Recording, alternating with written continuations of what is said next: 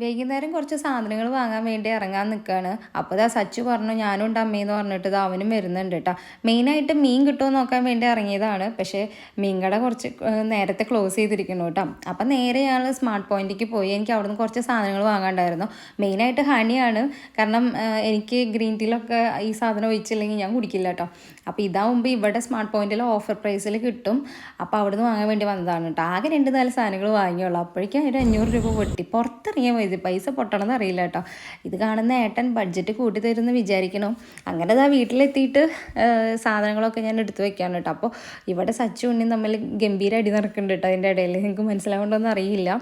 വാങ്ങിയ സാധനങ്ങളൊക്കെ എടുത്തു വെച്ച് പിന്നെ ഇതാ ഉണ്ണി കേക്ക് വേണമെന്ന് പറഞ്ഞു. കാരണം ബർത്ത്ഡേയുടെ കേക്ക് കുറച്ച് ഫ്രിഡ്ജിൽ ഇരിക്കണ്ടായിരുന്നു കേട്ടോ. പിന്നെ ഇവർ എന്നോട് ചോദിക്കാതെ പിന്നെ ഇതൊന്നും ഒറ്റയ്ക്ക് എടുത്ത് കഴിക്കില്ല കേട്ടോ.